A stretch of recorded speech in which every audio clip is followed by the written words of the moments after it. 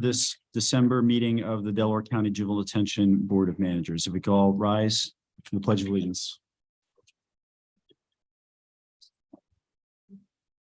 I pledge allegiance to the flag of the United States of America and to the republic for which it stands, one nation, under God, indivisible, with liberty and justice for all.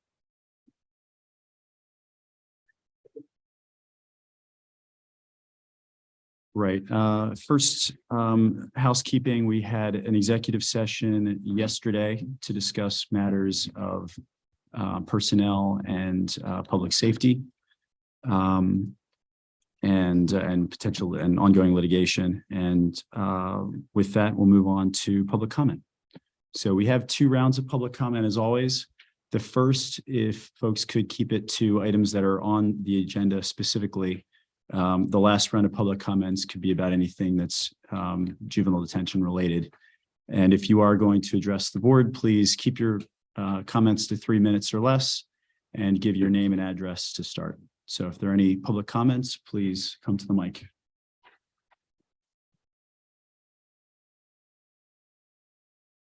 Colleen Kennedy, 8723 Westchester Pike in Upper Darby.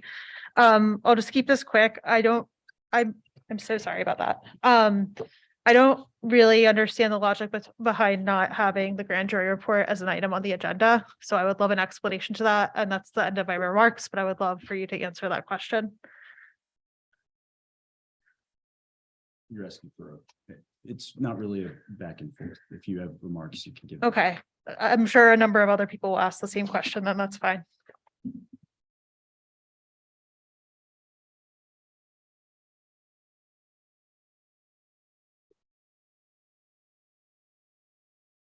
Any other public comments?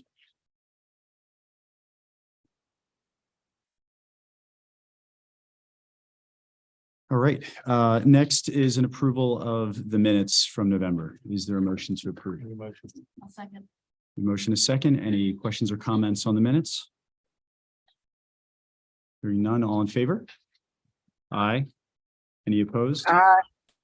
Oh, sorry, Shakima. The ayes have it. And I should mention, I think with us, in addition to who's present in person, we have Shakima Fulmore Townsend on Zoom. All right. Next is the monthly detained youth report from the Juvenile Court Probation Services. Good afternoon, everybody. Kirsten Fitzsimmons, Juvenile Court.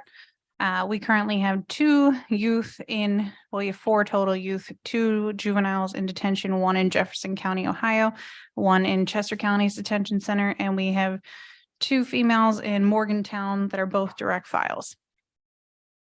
I have a question. In reference to the youth that's been AWOL for about a year for attempted homicide or the homicide charge, is your office doing anything to take him into custody? Have they reached out to the U.S. Marshal's office for assistance? Do you know? I don't know because he's being charged as an adult, so that would be better directed to the district attorney's office. But he did escape from a juvenile facility, though, right? Correct. Okay. Mhm. Any other questions?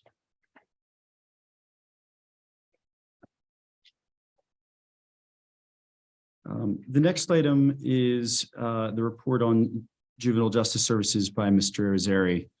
But before he does, I did want to make a few remarks with regard to the grand jury report.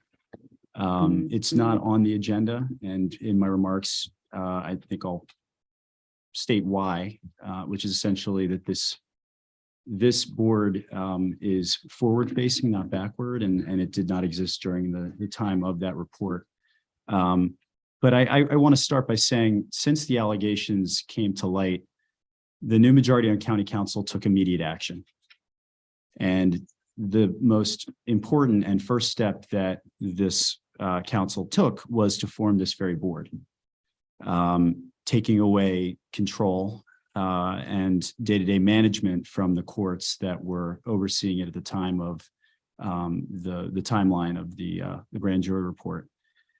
This board was formed with a combination of elected officials, 3 members of council, the controller's office, as well as 6 citizens appointees. And those appointees represented a very wide range of backgrounds, from law enforcement to members of faith-based communities, to victims' rights advocates, to people who spend their day job working in nonprofit that is specifically working with challenged youth. So we established a board that would provide for a range of backgrounds as we took this direct oversight of juvenile detention.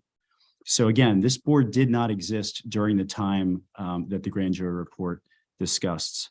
And while we're informed by what that report says, and we've all certainly read it, like I said earlier, our focus is forward-facing. It's not backward. The Attorney General, the grand jury, inherently, they're backward-facing. So we're informed by that, but we're not anchored to the past. We have sought the help of thought leaders near and far as it relates to juvenile justice. That starts with, first and foremost, conducting extensive search for a new director. And that search gave us Mr. Irizarry, someone who his career has spent working with troubled youth. His background comes from the city of Chester.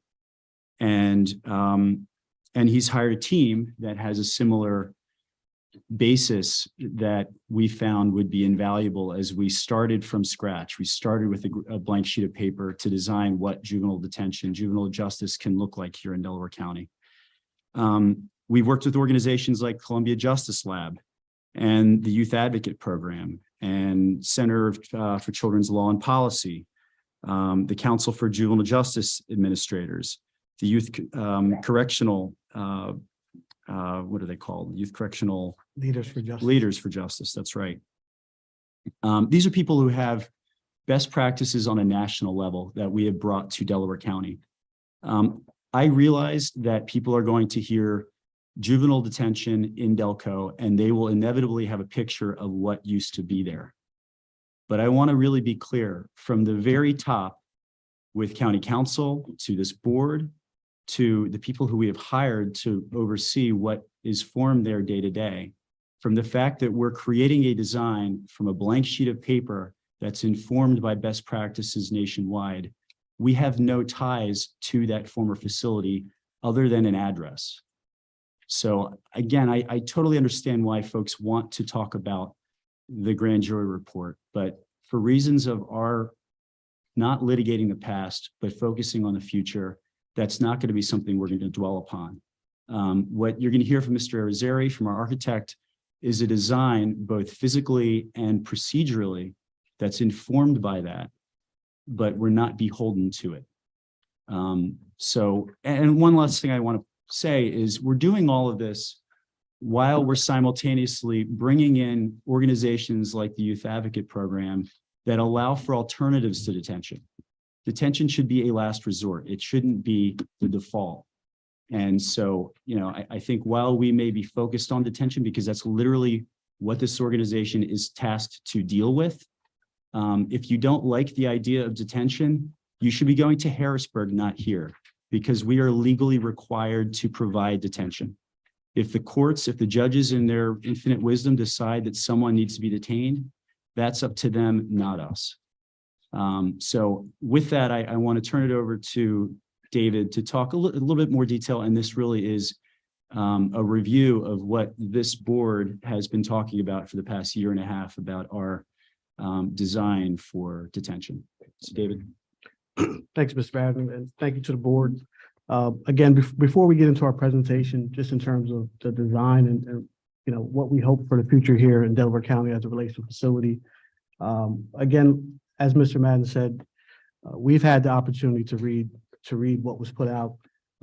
I also want to reiterate here, you know, from the start of my interview, what I've been tasked to do is look toward the future, look toward bettering systems, bettering processes, and ultimately bettering, you know, the intervention of detention as the last case scenario. You know, I'm very proud of what we've been able to accomplish in 2022. I understand this is our last meeting, but even as I reflected on the report and went through it in detail, I can't say I fully processed it, but I got a full understanding of what was recommended. And when you talk about the physical building, right? We hired the architect. We developed a design committee very early on. These aren't, in our sub-design committee, these aren't detention-oriented folks. We have Marie Williams from the Stoney Foundation. We have Reverend James Turner, who's a community activist and sits on every board you can think of, including very prestigious Cheney University. You know, we have an advocate-oriented group here focusing on looking at detention in a different way. We've collectively decided that a building not only may need to provide that service of detention, but we know it can be so much more. While we're advocating for a proactive approach where we can focus on reentry, we can focus on prevention, we can focus on workforce, all things that are ultimately going to keep kids out of the system. That is our ultimate goal here. You know, when the report talked about the misuse of isolation, very early on, we had the opportunity to research and study Georgetown University's multi-sensory de-escalation rooms. If you look at our design, there's 8 rooms built throughout that design where a young person who's going through a tough time can de-escalate themselves. There's a lot of data that behind those initiatives and how it reduces the possibility of having to physically restrain a young person. When it talks about the inadequate surveillance system, we had a consultant come out and give us an estimate on what it'll cost to have proper cameras, things of that nature. I'm personally going to make sure that the PREA Resource Center is directly involved with that. We don't promote any blind spots, things of that nature. In terms of leadership and oversight, as Mr. Madden stated, we hired brand new leadership. I won't talk about myself much, but I'm very high in terms of the caliber of folk that I brought here in my department. In terms of Nelson Walker, I don't think there's a bigger name in the field of detention and understanding those operations. Has held positions as high as deputy commissioner in the city of Philadelphia. His name brings a lot of weight, and he brings a lot of folks to the table who want to work with us because of that. Kirsty Hilliard, for me, in terms of getting a department started from 0 to 100, I think she's a Swiss Army knife and can be anywhere. 25 plus years in local government, from the mayor's office of community engagement opportunity, an accountant, business background, very qualified folks here. And I know the report talks about having folks who aren't necessarily qualified. I think we've checked that box. We've already personally discussed the type of training that needs to be involved here for counselors, right? And we're going way beyond what the 3,800 regulations required. Early on when we looked at our need-based budget and we were asked what type of trainings we wanted to invest in, I just listed a couple: crisis interventions training, trauma-informed care, conflict mediation. Our partners at the Public Defender sent me a training, which is a coach versus referee training, which we thought was great. And essentially, it just talks about how shifting the mindset from a referee, which just enforces the rules, to more so a coach, which identifies your strengths and weaknesses and tries to build off your strengths. Now, these are all trainings we incorporated: mandated reporting, PREA, LGBTQ sensitivity. When we submitted our application for relicensing here in the state, we developed a policy that was the rights and responsibilities for LGBTQ youth in our center, understanding that we have to treat them fair and make sure that they are respected. CPR, a lot of the stuff, is required by the state, fire safety. Our partners at COSA have a peer specialist training. When they reached out to me about that, we thought it was great. We want all our counselors to be peer certified. And again, we've changed the narrative. We're not calling our employees officers because you are not an officer. You're a counselor here. You're dealing with young people who are going through tough times, and that's what we expect of you. Instilling that culture from day one. Sexual harassment training. I strategically made sure that one of my directors, it's important to me for a woman to be represented in that in director role. Young ladies who unfortunately may have to sit our center, I want to make sure that they can relate and they can see themselves in my director team. And I think that's something that we've prioritized. We went on the record and talked about low pay, right? We visited centers, and the only center we saw that wasn't going through a staffing issue was a center that paid very well. When you look at our personnel planning, we've incorporated that type of pay. We want to professionalize this this field and make sure it starts with paying folks well. When you pay folks well, they're able to pay their bills and come to work and focus on the job. Talked about pre-inspections. When we developed our future positions, all our shift managers, we recommended be PREA certified, right? And for those who aren't familiar with the PREA acronym, it's the Prison Rape Elimination Act. Attitudes toward mental health counselors were spoken about in this facility. We've purposely built in mental health space. I've already started conversation with DHS's mental health administrator around how do we license this facility to the folk that we can provide the treatment for young people. If you look at our intake process, the very first section of the building is mental health. Right? We understand that young people are coming in and are going to be dealing with a lot of different issues. We want to be able to provide for that. I would say collectively, we had an opportunity yesterday in our executive session to speak in detail about the recommendations that come from this report.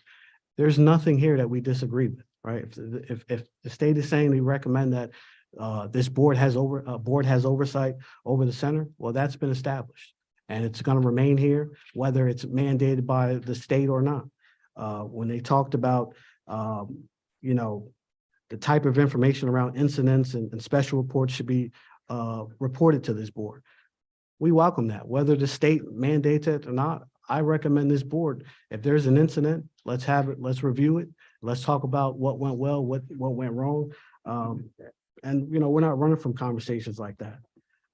We support DHS, being the licensing authority, having a lot more oversight as opposed to just correcting action plans. That's perfectly fine with us.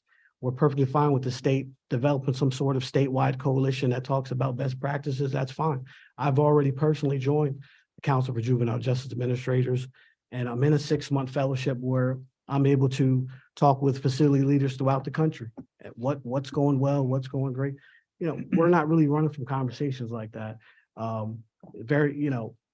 I just don't want anything to overshadow the fact that we've already been taking positive steps toward the future. We're going to continue to do that. Like Mr. Madden said, we have a future-based perspective, respect to anything that's happened or hasn't or has not, but understand that we can only control how we move forward. And as long as I'm here, I'm going to make sure I'm associated with something that's beyond good. Thank you, David. Any other comments from board members before we jump into the meat of our agenda? All right, David. So I want to take the opportunity again, as we kind of sorted through incremental steps. When we talked about redeveloping the center for something that's much more than a detention center, we've hired Mr. Reed and his group to complete that feasibility study. As you well know, we started with a concept map, just us collectively as a design team, understanding what we want within the facility. At that point, he was able to apply it to the Lima campus, which we presented out last month. Today, he's going to really run through what it's going to cost in order for us to get to that point. Mr. Reed. Mr. Irizarry. Bob Reed from Spiesel Architectural Group, an architect and a planner. I appreciate the opportunity here. We're proud to be involved with this important project. So what I'd like to do today is go through briefly some items that we've visited in the past, just to remind us, and then look at ultimately where the cost estimate came in and what the schedule in terms of moving forward, as well as a decision for the group to make. Right.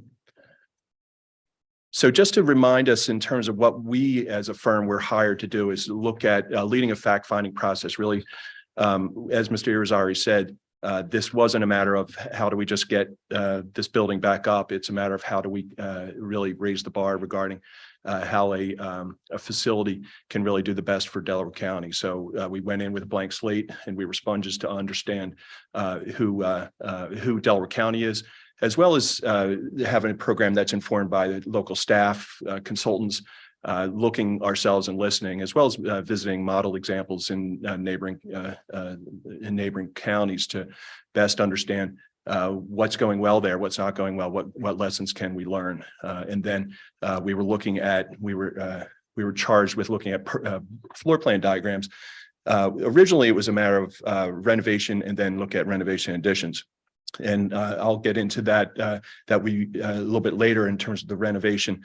We just in terms of the program that arrived at, just a strict renovation did not work for the program that we understood needed to be accommodated here on campus. And then also looking at renovation additions to the building. What you'll see in the next few slides is both involve renovation additions. It's just a matter to what extent.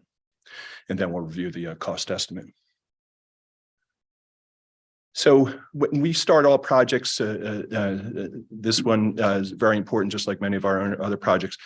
We start with a project mission statement just to make sure that we're all on the same page as to what our goals are for the project. So we may put it down onto this computer, but it really grew out of what we heard from you all here, as well as Mr. Irizarry and his group, the design committee and others. So Delaware County aspires to create renovations and potential additions to the Juvenile Detention Center at Lima campus that represents and reflects the values of the county as they strive to create a positive environment that protects our youth and community while simultaneously fulfilling a fervent belief that our youth are capable of and deserve the opportunity to receive support and be happy and contributing members of our society. And as we underlined, don't go halfway. It was something that I heard at this group here in terms of making sure that we were doing this right. And supporting of that, looking at a multi-purpose facility that was looking at prevention, detention, and rehabilitation as opposed to just detention. Reflecting best practices of trauma-informed care, looking at the much different attitude towards how we can help support our youth, and looking at maybe some of the challenges that they bring to this situation, as opposed to punishing them. And then looking at not just a matter of the staff in terms of what importance they have, is the parental community partner involvement is critical. And we've heard that from the beginning. Looking at really it takes a village of all of us to see how we can help out our youth in Delaware County. And the impression should be modern, supportive, and academic. That was something from the beginning in terms of for those who have been to the building, that wouldn't be necessarily the impression that you have. So it was something that we really understood as making sure that when someone comes to this facility, whether it was by their choice or not, that it looks like a place that is very supportive of them. And we're making sure that we're meeting the license requirements of the Commonwealth.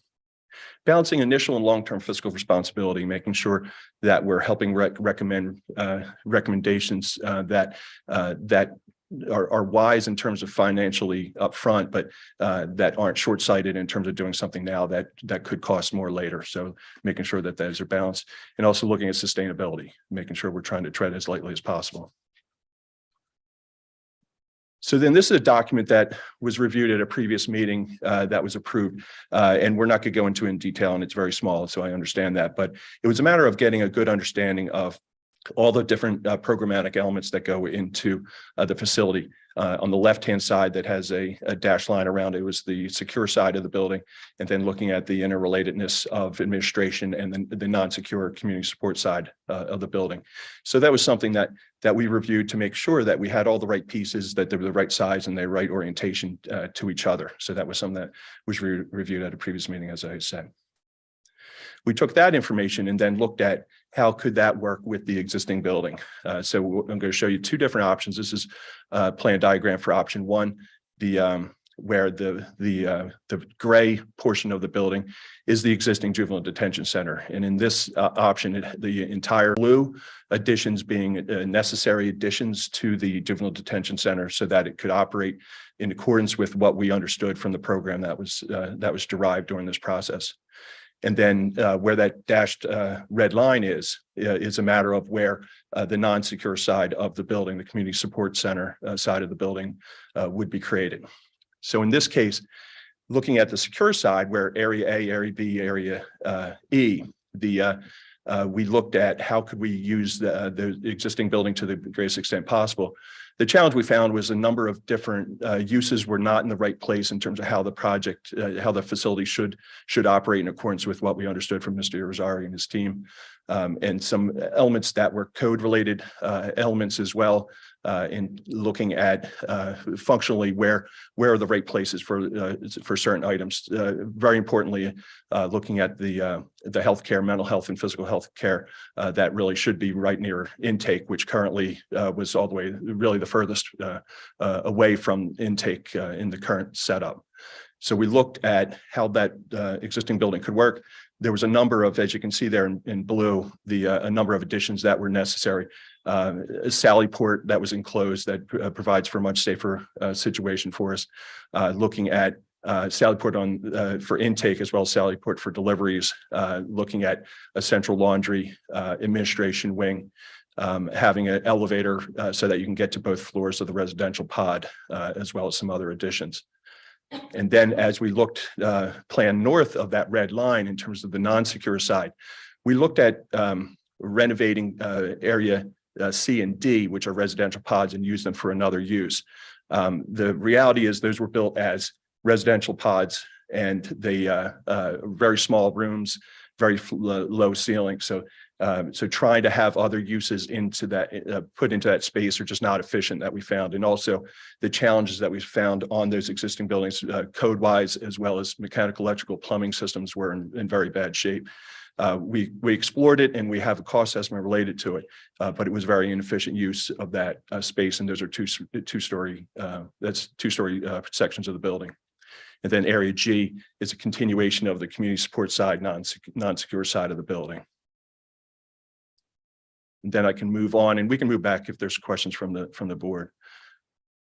Option 2, then, the difference below the red line that is minimal in terms of the really the effort that we needed to make sure that the secure side of the facility operated correctly according to what we understood from Mr. Irizarry was very similar. It's really the difference is the elimination of the 2 residential pods that were not working well for us previously in the previous diagram. So then area G, the addition for the non-secure side, the community support center, became larger, but the 2 residential pods would be demolished in this scenario.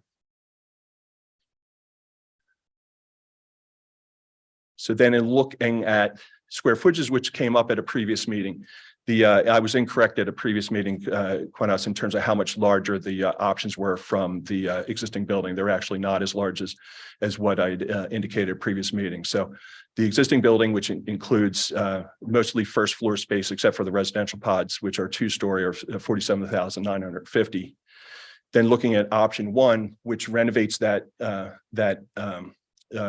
existing building, all the existing building, and then adds on almost 20,000 square feet, adds up to close to 67,000 square feet. So that's the one that quite honestly was very inefficient in terms of how we were trying to use adaptive reuse the residential pods. Then option 2, where we've eliminated residential pods C and D, then what that did was allow us to renovate a lot less of the building because the residential pods, 2 of the 3 residential pods would be removed. So you can see the reduction in the renovation to 31,300, and then the addition is larger, but cumulatively the building is almost 7,000, around 7,000 square feet smaller, which we feel operates a lot better because we eliminate the inefficiency that we were experiencing with the residential pod renovations, and also because it's smaller, you'll see it ends up being less expensive. So then looking at the cost estimate in terms of option 1, keeping residential wings C and D, you can see in comparison to option 2, the secure side is very similar in terms of cost. The reason for the slight difference is some difference at that juncture between the secure and non-secure side. But then, as I'd indicated, option 1 is a larger building. So then when we look at the non-secure side, on option 2, it's less expensive because we have a smaller footprint. Even though it's new construction, it's an efficient way to build versus trying to change the residential pods into a different use that was inefficient.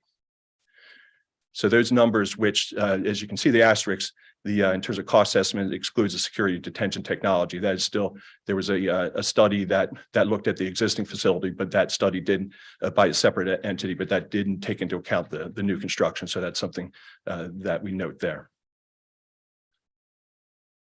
And just moving along, it may make sense to go through the rest of the presentation, then we can back up in terms of questions.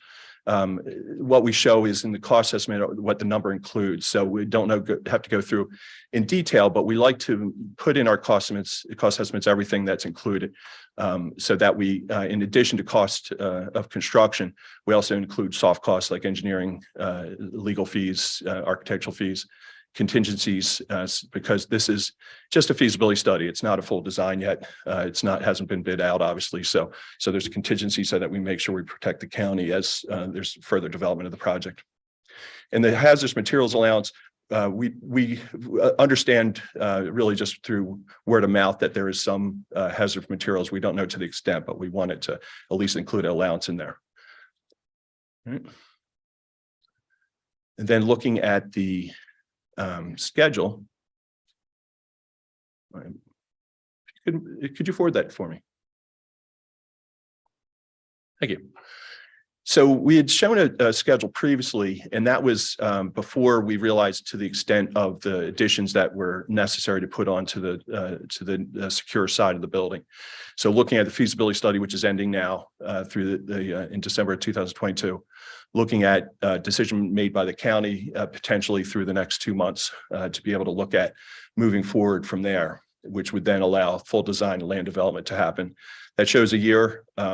It won't take the full year in terms of architectural and engineering design of the building, but land development approval will almost guaranteed take that long. So it'll take a few months longer than the design of the building itself.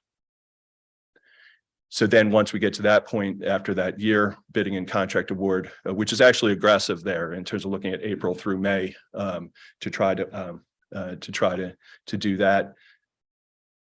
But then reconstruction of the secure side and the construction of the non-secure side could happen at the same time. Due to the number of additions that we were recommending to the secure side, it actually we're showing that the reconstruction of the secure side is a month longer than the construction of the non-secure side. So they really would be working in parallel during construction, and then occupancy we're showing at the end of 2025, which is consistent with what we were showing previously. It was just a matter of previously we were showing a little bit of difference, more of a difference between the secure and non-secure side.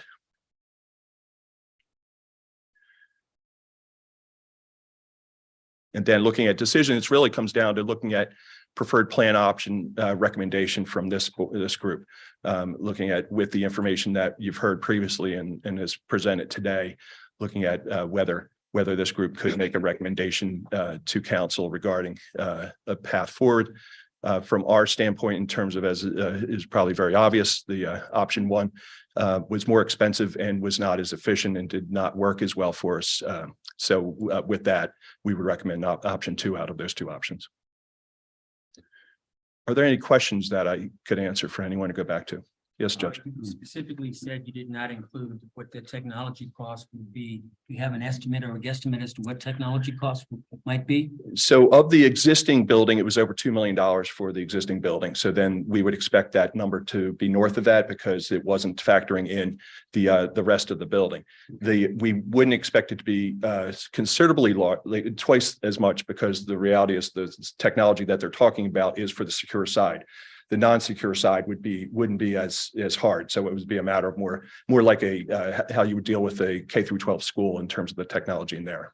So that doesn't scare me, but it may be up to 3 million, okay, I would guess. Other questions?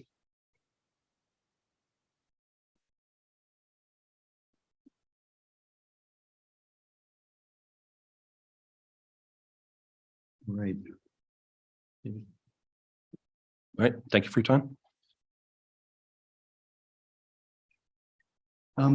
I guess just to open up, not necessarily questions, but if there are any comments on where we stand here, the extra information we now have with regard to price, anything that board members would like to comment upon.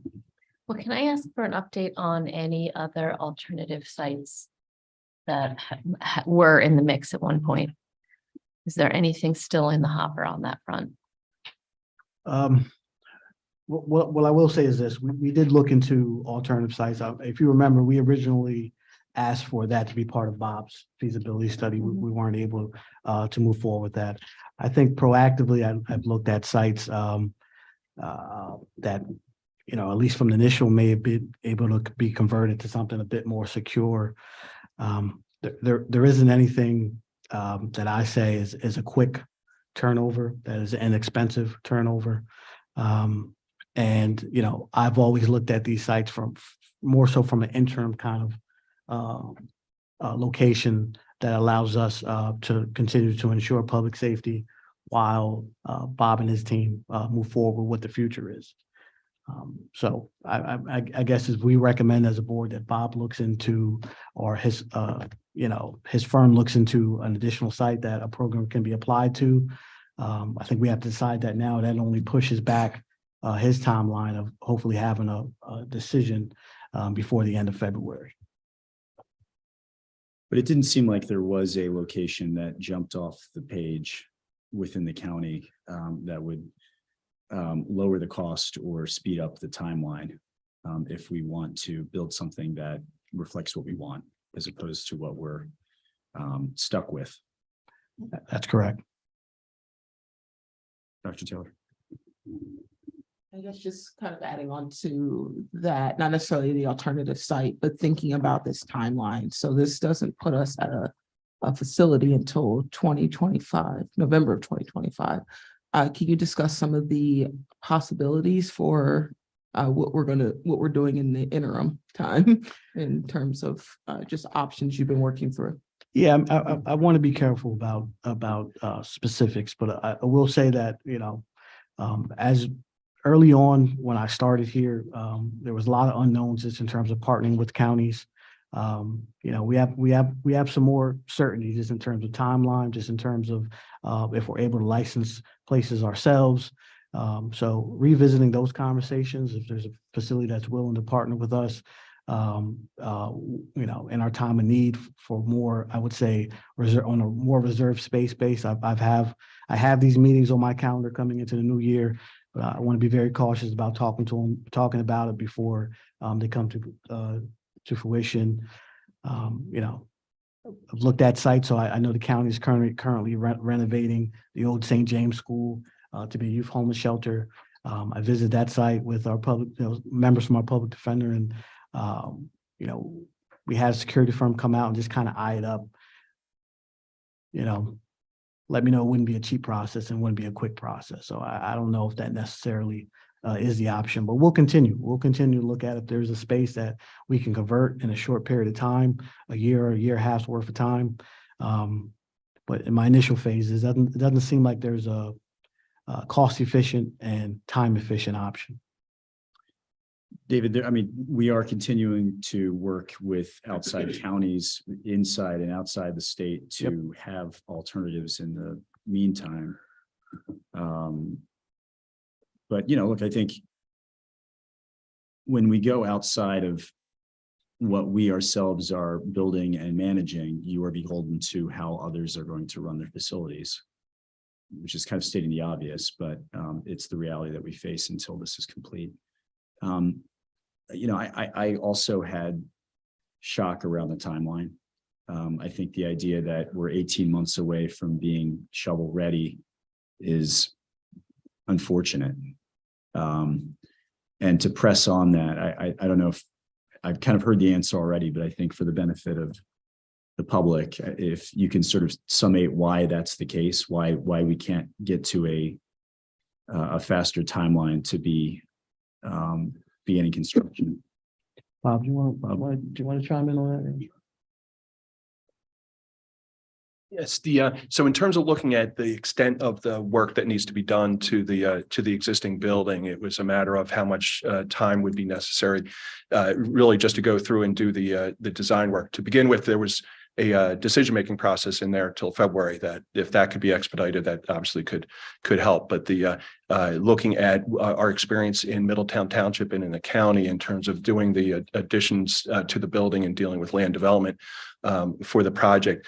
We have other projects in Middletown Township right now that are taking a year to go through land development process. So if anything, that could potentially be sped up by a couple months, but we haven't had luck with that, quite honest, because it's a good time for construction. So the entities doing review are inundated with work. So we haven't had luck to try to expedite that process.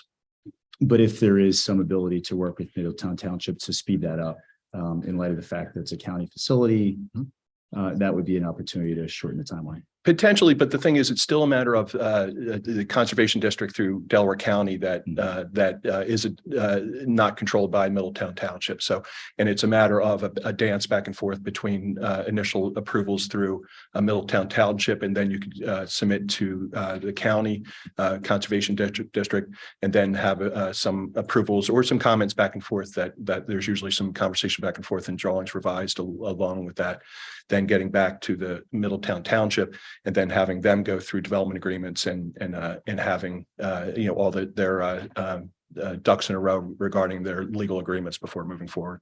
So potentially, I don't see a substantial savings, but potentially there could be, but potentially it could be longer too. Just understanding that process is always fairly lengthy in my experience locally here, as well as really everywhere else that we experience on the East Coast. Well, look, I think we want to be thorough in our thought process here, and we want to make sure that we get community input, which I know is another topic on the agenda. But I think we also want to balance that with expediency so that we can start the clock on getting those approvals. Other comments? I have a question. Is there, I know the thought process is to, if we were to move forward with both the non-secure side and the secure side, that basically they'd be built simultaneously. But is there any chance that building the secure side would prolong the opening of the non-secure side? I'm just thinking like, in terms of like manpower, even. No, we don't expect that, because what we're recommending in terms of option 2, we think the non-secure side is much easier to build than the secure side, because it's new construction, it's larger spaces. So in this case, considering the number of additions and really total renovation of the existing building, we think it's actually going to take longer for the secure side to get up and running than the non-secure side. And do you think there would be any potential issues with approvals from Middletown Township, being that be like sort of a different type of facility than what was there before? No, we don't expect that, because the thing is the existing facility is obviously the same use. So then in that one thing that was brought up in terms of looking at other sites, that would be a challenge that you would have other places that you don't have there. The other use that we're looking at here is more like a community center. So we'd expect, which is much lighter use than the detention center. So we wouldn't expect to have any problems there with getting that approval. Just want to make sure I understand that answer on the first question. So if the secured setting, the secured side is essentially, for the most part, using existing footprint. Why isn't that faster? Why isn't it? So it's an existing footprint plus 6 different additions onto that building. So it's a matter of really ripping out all the mechanical, electrical, plumbing systems out of the building, and then rebuilding that. So that renovation is extensive, but then also looking at a number of additions around the building. Then it's not as clean as the non-secure side, that you have one building that you're building start to finish. You're touching a number of parts of that building, and it just takes longer to do that. So and I don't know if this is, what if you raise the whole thing and put down a brand new building? I think that's definitely worth pursuing in terms of looking at the putting this amount of money into that existing building and that many additions onto it. I think it's worth exploring whether you raise the existing building and build new. And the reality is, in this situation, the building could be raised while design is happening, so it wouldn't necessarily lengthen the time of construction. Much of the price was demolition. I would have to get back to you with that, Councilwoman. We do have that information, but I would have to get back to you. But to be clear on the answer to the Reverend's question, you do think that it's possible that just demolishing the entire footprint and starting from scratch might save money or speed up time? I believe that it will be comparable to both. I can't answer the question in terms of whether it's going to save money. I don't know that without having actually a design of a building that we would price. So I don't expect it to be remarkably higher than what you're seeing there. But I would be remiss if I were to tell you that I know what that price is just because we haven't designed that building. But you do think that there's a chance it's going to be more or less comparable on both fronts, both time and money, and potentially by not, I don't know how much your design process was restricted by the request to use the existing footprint, but do you think that we would end up with a superior end result at a comparable price and timeline by just starting from zero? So there's a lot of questions in there. So in terms of pulling it back, in terms of a better end product, I definitely believe that if you were to start from scratch, you're going to end up with a better product. I would like to look at if we were to look at a new building, what that design would look like. That wouldn't mean replicating this whole process because we went through a number of steps to understand what were the program that should happen in this building, regardless of what building it went into. So that hard work's already been done. So it's a matter of looking at what does a new building look like, and then what would that cost. I think there's a potential that it could be similar in terms of price and duration. I wouldn't expect it to be shorter in duration, though. If we were to build a new building, say it was 55,000 square feet, the length of time that we're showing for construction is around the right amount of time. If you were to build that building new, understanding that if, as I said earlier, that if we could demo the existing building while we're still doing design, that you could actually start construction as soon as you were done bidding, then I think it could be comparable in terms of duration. I think that's a useful exercise. I don't know if others. So I think from the community members, a bunch of times, which I think is why we're bringing this up, is options. Yeah. I heard about the trauma of just having the building, the existing building, and it being kind of that shell of where things may have happened for people. And so why not have that option? When we talk about transparency and exploring options, if we have the ability to do that, why not see what that looks like? Can I ask about your experience with building new, demolishing building new or building on? What effect does that have on the life expectancy of the building? So I would, in terms of the life expectancy, in terms of how long the building is going to be there, is not a huge difference. The difference is going to be all the systems that we're looking at ripping out of the existing building and putting back new.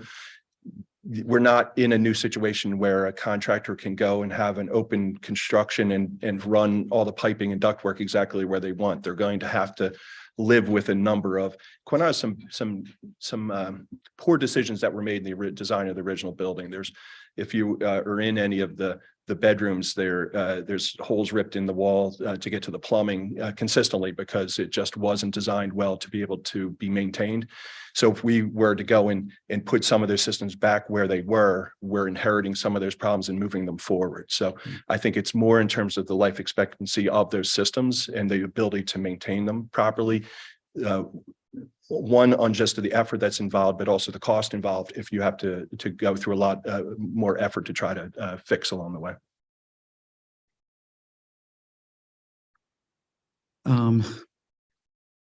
Yeah, I agree. I agree with your point. You know, I think there is an added benefit to truly, literally starting from scratch in the regard of, inform people who have trauma that are associated with the brick and mortar. So I think it's something to consider. Old building, new problems, even though Yeah. You're designing additions, it's still an old building. That's So right. I think if we can explore that in a way that dual tracks with what we're already doing, I think that'd be a beneficial exercise. So to what you say, get a cost estimate for that? Is that what you mean by explore? Yeah. And coupled with that, it would be design of a new building, correct? That's what we would need to do to be able to Right. to give that cost estimate. So there's that schedule that we showed is impacted by then being able to do that design and that cost estimate so that you have all that information to be able to make a How long does that recommendation. I would say we're probably adding 2 months onto this process to go through that.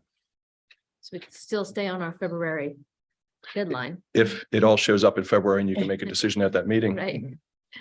good luck. Sorry for the sarcasm. Your Honor. Can I assume that if we're talking about a new building, that one of the steps in your process would be to look at best practices and what's being done now in juvenile justice in terms of youth who have to be maintained in the system?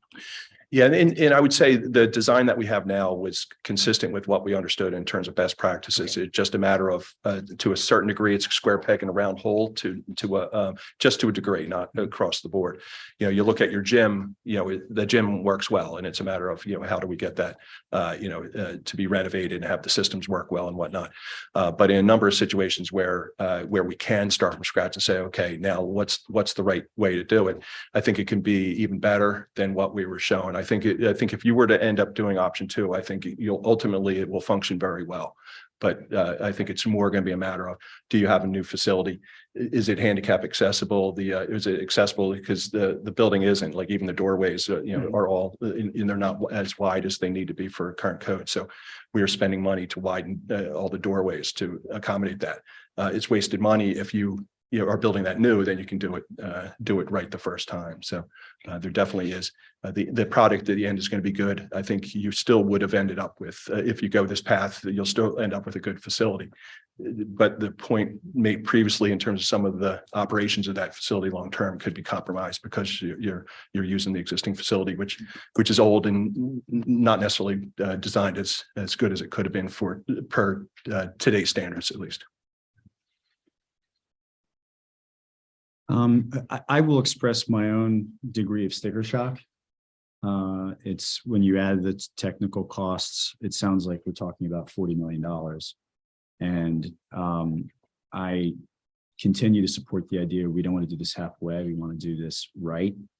But, kind of hearing in my mind previous comments that we've heard about the fact that when the old facility was shut down, there were 6 youth there. At sort of peak levels of detention recently, we're talking about maybe 10. One could say, why are you spending $40 million on a facility that's going to average something between 6 and 10 youth? I think the counterpoint is a couple things. One, because of sort of the logistics of having female, male, separate residency, it makes it such that you really can't sort of design for 6 and think of all 6 being the same. 2, you don't want to design for the average. You want to design for some degree of cushion, because what we don't want to be in is where we have been, which is where, we don't have enough beds locally, and we're putting youth in facilities that we don't have direct control over what occurs there, and where they are far from their families. I think we've all expressed a desire that, we not be having kids who are going across the state of Pennsylvania versus being closer to the community. So, I guess I'm expressing the shock, but I'm also expressing why that might be the case. And I've also heard, sort of the, if you build it, they will come mentality, that by overbuilding, you're going to have judges who put people in detention because they're available beds. And I think that mischaracterizes the nature of how those decisions are made. Judges they don't have incentive to fill beds. And a corollary to that is they're not going to not detain because there aren't available beds. As we see right now, we don't have available beds. Kids are still being detained. They're being detained, however, not 300 miles away, but a long way away. So, if we build a facility for two beds, that doesn't mean that judges are only going to detain 2 kids. They're going to detain them somewhere near Pittsburgh instead of here, which I don't think we want. And I think a key differentiator here is that number wasn't just to get the same thing that you have working better. It was a matter of looking at the prevention and rehabilitation aspect that had additional programs that help a lot more students than a lot more youth than had previously been detained in that facility. The Right. non-secure one. 6 kids are the ones who have to be detained. There are hundreds and hundreds of kids who are in the periphery of the detention world who, you know, have community service or truancy and that they're providing services to them in a positive environment is literally I'm sure it might even be thousands of kids a year. Yeah, we've had the opportunity. I was called to the principal's office when Councilwoman Schaefer, she just really wanted to discuss, how proactively we can use the other side, right? We talked about things like alternative school. We talked about things like evening and weekend reporting. These are all evidence-based programs, right, that the Office of Justice supports just in terms of being used as alternatives to detention. I worked with our district attorney around them kind of taking over, or kind of taking over the YAP programs. A lot of youth aid panels, right, require specific programming, and also understand that, you got to kind of think of it in a way of potentially like a duplex, right? So this has a separate entrance, right? Kids are not walking through a detention center to get to a community center. We'll touch, it's on the agenda, but we'll touch base on how, we're going to be really getting community insight just in terms of, how they believe this, this potential center can be used. Chiefs on our board, we can start a PAL center there, right? I grew up in a PAL league, just being exposed to law enforcement in a different light. These are all different things we can do. We can be very creative, having the Department of Human Services and CYS on board, as well as juvenile probation, the public defender. We can be very proactive on having open space and being able to use it to help young people, as opposed to something being very specific, right? To me, it doesn't make sense to spend what we're talking about in this being specific to detention when the numbers don't necessarily support a large group of young people. But I think we're talking about being able to service, even if you look at 2018, where 500 young people were detained in detention in Delaware County, the statistics by the, Pennsylvania's Juvenile Justice Commission said that about 75% of them weren't high risk, right? Now, those kids had contact with the system. We should be able to provide some sort of service for them. It shouldn't be in a confined setting. And that's what we're saying. We have space that we can be proactive. And again, we can even engage young people who aren't in the system, right? But there's some early indicators there, whether it's a single parent household, whether it's environmental, you're in a community that has violence, things of that nature, right? We can start those type of programs. And our goal ultimately is, my goal ultimately is to make sure that the other side is completely empty. Let's reduce 6 to 0. And at some point down the line, let's get Bob back on board to convert it to a homeless shelter or something of that nature. But it starts with being able to use that space and thinking proactive. Yeah, I would just thoughts, two thoughts. One, from a conversation I had yesterday with a young mother who has a son. She's a single parent, has a son who she said she can't get help for. She sees indicators of her child acting out, no father around, challenges in the household and things like that. So she went to various services to say, can you help me? And they all said, we can't help you until you get, unless the child does something wrong. Until they get into the system, we can't help you. So to me, we have the opportunity to do something very creative in that this could be that place that mother could have their child to come, and they could come as a family, and you bring restoration as opposed to the child actually getting into the system. That's the first thought I had. And just on that, I mean, and whether those services are conducted by outside organizations elsewhere, right? Partnerships that we're establishing that have nothing to do with Lima. But if we're not successful there, and we can form those in the facility that we're talking about. Exactly. And the fact that we're thinking about them all is what's very important. The other piece is, and I don't have this answer, and I'm just throwing it out there, right? This is back from my PCCD days. So the cost to build incarceration is so much higher than the cost to build prevention that it's not even funny. So if we were to build George Hill again, or in addition to George Hill, the county would be spending hundreds of millions of dollars in order to be able to do that. If we don't do this, just my opinion, if we don't do this, that becomes an option, right? And that's what we don't want to do. So a 40 million, whatever, 40.9 is what I got, $1 million investment could save the county literally hundreds of millions of dollars, because one thing is definitely going to lead to the next thing if we don't stop it at some point. So you just think a lot of things for us to think about.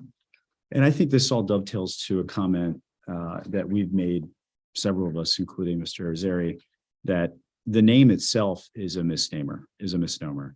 What we're talking about here is not a juvenile detention facility. I think it's something that, while there would be a secure setting to it, misinforms what its intentions are, what it primarily will be used for.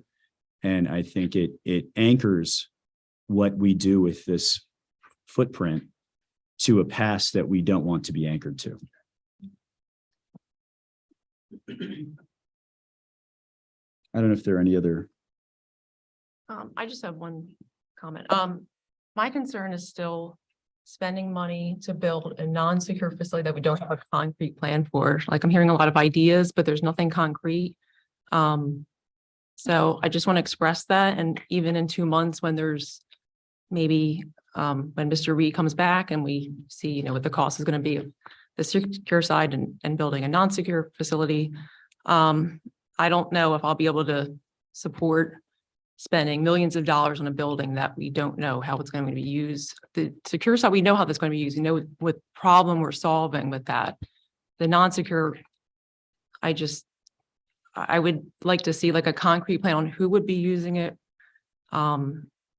what specific uses, just more of like a foundation before.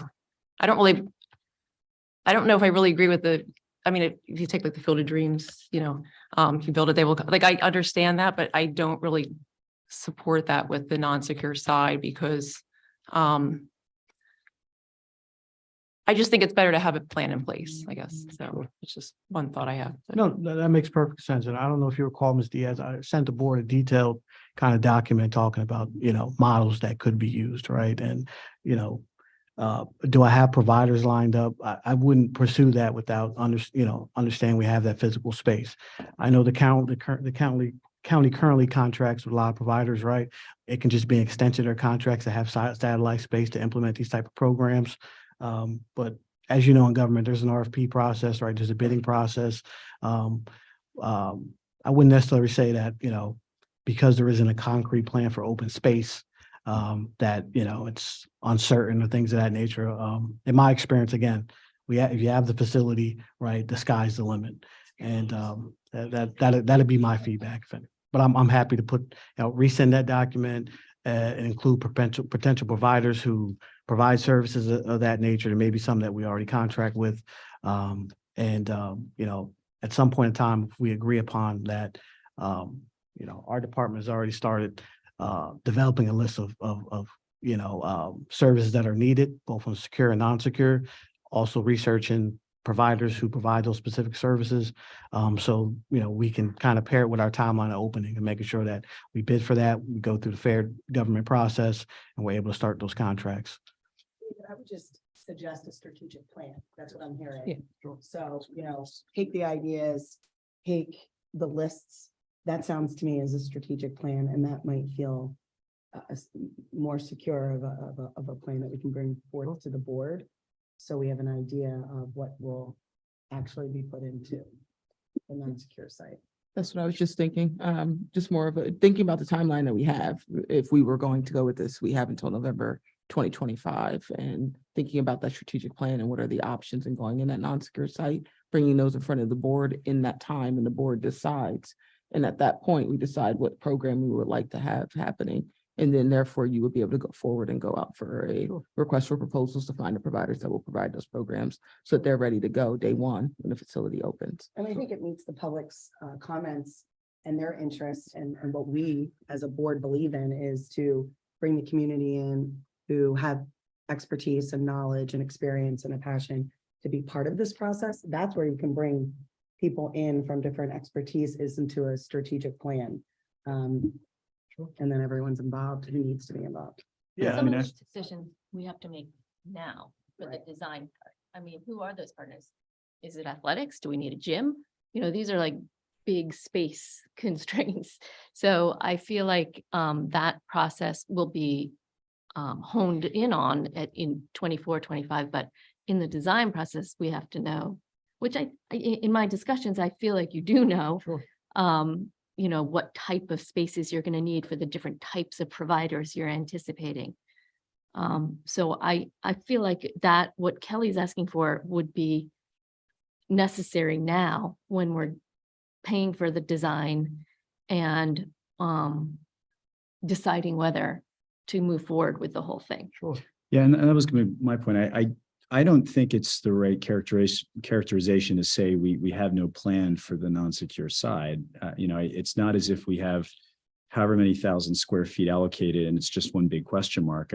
I'm not on the design subcommittee, but my understanding, and I think we saw it, was specificity around the square footage that would be used for various types of programs within that non-secure side.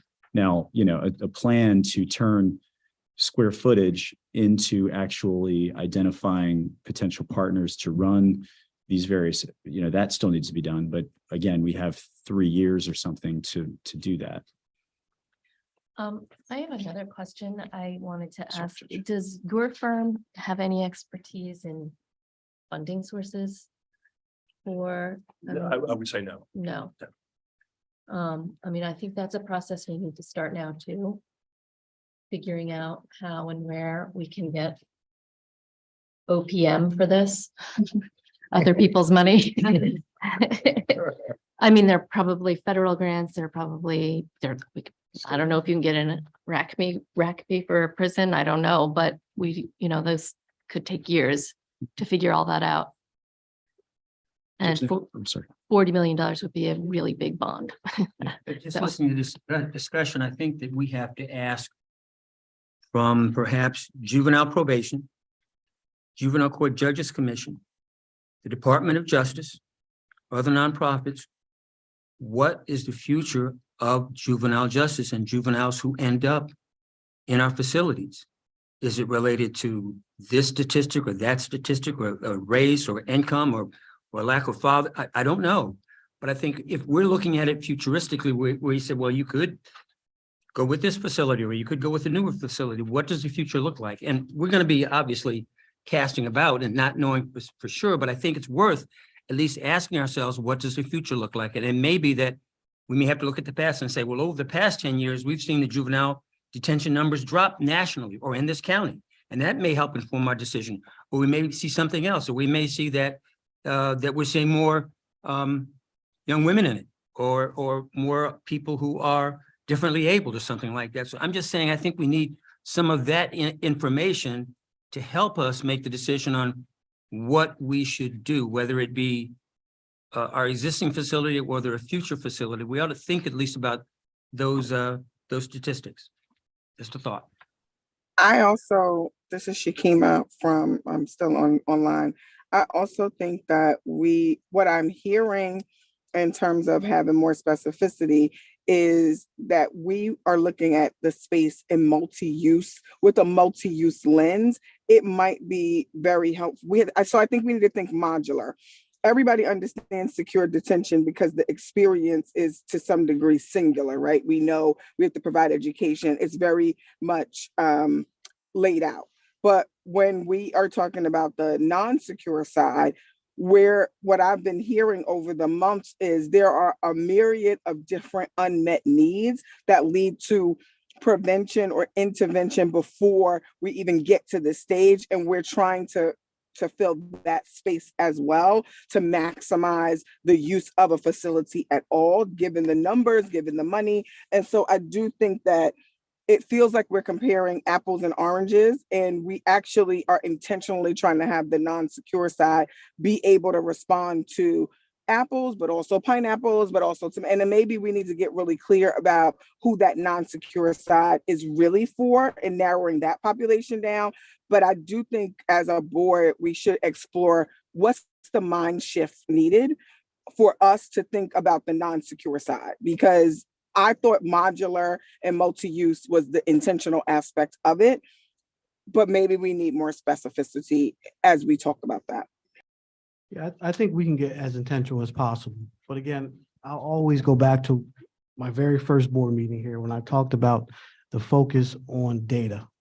Right. In City of Philadelphia, we knew that we were between the ages of 16 and 34, and you were a male of color, you were most likely to be shot. We had data to support that.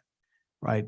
Which is why we're bringing on the Center for Children's Law and Policy to really do a deep data dive for us to get an understanding of who's most likely to get in contact with the system here, who's having the most police contact, what areas, what does that person look like, what is the age demographic. Then we can be intentional in terms of our intervention. If we know that young people between the ages of 16 and 18 here are most likely to be arrested and end up in the system, right?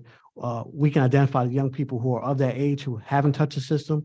We can look at young people who are from these areas who are a bit younger and start the prevention aspect of it. But we can't move anecdotally here, and we do not have the data to really have a specific target subset. But again, we can look at national data, and I can assume that we aren't far off. All right. Anything else, board members, for today on this matter? Excuse me, could I make one comment in terms of if you do decide to have us look at a new building? I would think it would be beneficial to you if we were also to look at it three-dimensionally in terms of what we were asked to do to this point was floor plans, which are harder to understand in terms of having the building design in 3 dimensions and have something that you could really understand, that anybody could understand looking at some graphics. So just a suggestion in terms of if you do decide to move forward. It makes sense to me. Do we need to vote to direct them to further work, or is the consensus enough? I think there's a consensus here. I don't know if our solicitor feels differently, but I think the consensus is adequate.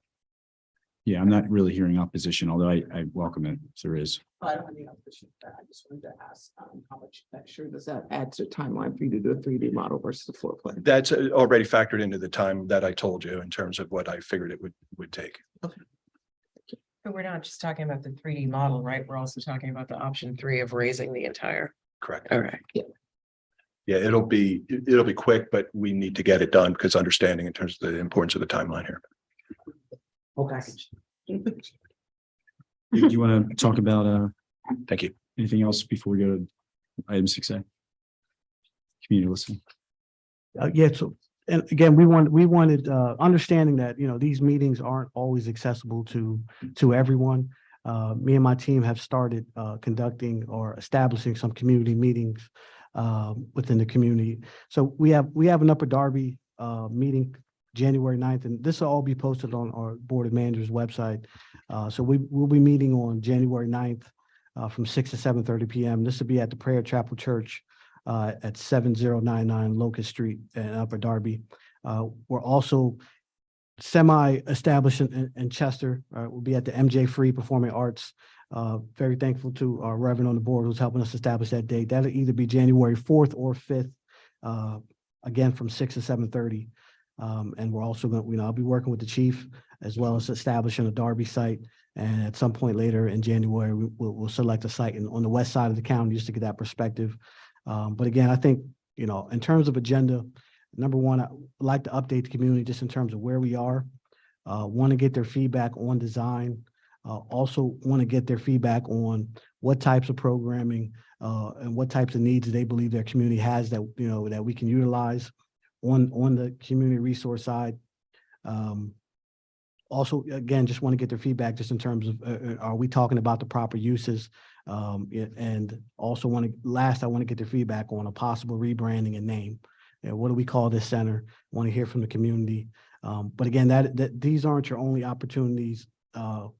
We'll have these community listening tours, I think, at least twice next year. And I also want to remind folks that, the the Center for Children's Law and Policy, that contract started December 1st. We're already beginning meeting. They're already going to start meeting with stakeholders, and we are going to subcontract hopefully a young person, but a youth agency to conduct 500+ surveys of young people who are currently or have ever been impacted by the juvenile justice system, just to get their feedback, just in terms of what do they need, and how can we make sure that this particular design fits where we're going.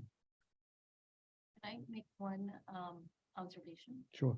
For the listening tours, it might be worth considering doing one from the get-go in Middletown. Sure. Because in my experience, the thing that slows down land development the most is opposition from the residents. So I think if we went to them in the very beginning before there is a project and got input and sensitivity to what their concerns are, it might be helpful.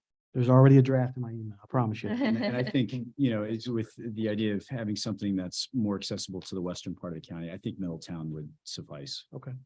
There's more driver accessibility in the western part, so I think Middletown's close enough. Great. All right, if nothing further on that item, any new business from board members? Hearing nothing, we'll move on to the second round of public comments. So as with the first round, please keep your comments to 3 minutes or less. Please give your name and address at the start, and please keep it to something juvenile detention related.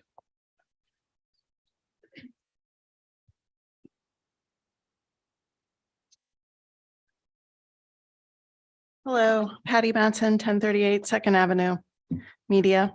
I'm really heartened by what I heard here tonight. My comments were based on not what this meeting was, but I was very happy to hear that this meeting took a very different tone than the meetings that I've observed in the past. So on September 25th, 2019, Threshold in Delaware County posted a request from Larry Johnson, a program supervisor at DCJ DC, requesting socks and underwear for the residents, as well as books, puzzles, games, and exercise equipment. I was horrified that the county did not have enough money to provide the necessities for the young people in their care.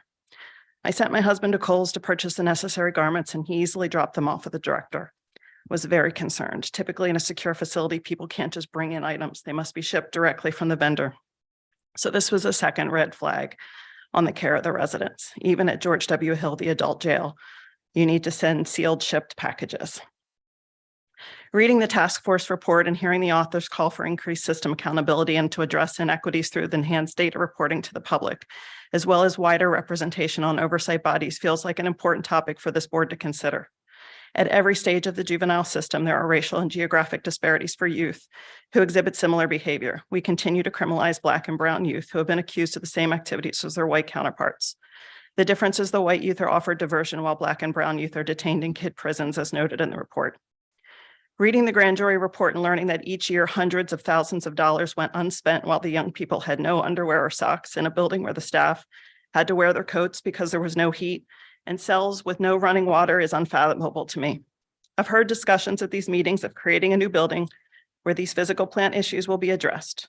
What I have not heard is how the culture, the norms, the standards of care will be gutted and changed. The law grants juveniles who are detained certain specific rights, including the right not to be abused, mistreated, or harassed. And yet the report shows clearly that many youth were abused, mistreated, and harassed. On page 37 of the report, we learned the director thought all the youth in his care, those that he did not visit in the residential portion of the building, were felons, which we know is not true. Not only are they not felons, they are not adjudicated delinquent. The chief judge who appointed members to this board was aware that isolation was being used illegally. Female probation officers and caseworkers took shifts in the building where there were not enough detention staff, and yet no one sounded the alarm about the sexual harassment, failure to write legally required reports, and hateful and disturbing graffiti that only was cleared away once a year prior to inspection. The lack of age-appropriate books, minimal recreation time, and sexualizing the female residents continued. While staff were caught and arrested and convicted of sexually assaulting residents, there was no meeting, training, revisiting of how there could never be consensual relationships between youth who are detained and staff. Delco remains the lowest paying detention center in the surrounding area and very little training. The director had no experience in juvenile detention or with youth prior to getting the job. The chief judge and county council who are part of this board knew of the inadequate cameras, knew of the graffiti, knew of the physical problems with the building, knew of the lack of training, the solitary confinement, and the reports from multiple staff not being completed when a staff member laid hands on a youth. Voting through a new and improved building before the report came out was calculated and incredibly disappointing. Making no attempts to change the culture of the system and at that same time continues to do more harm to those youth that already suffered abuse, sexual assault, and aberrant living conditions while being detained by the county and its employees. Citizens have asked many times for there to be former residents. I will, on the board. There is nothing stopping you from appointing them to the board now. Follow the task force lead, include the voices of young people.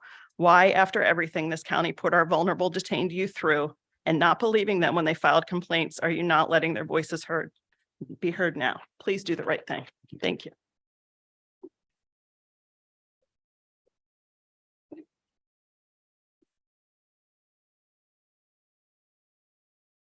Any other public comments?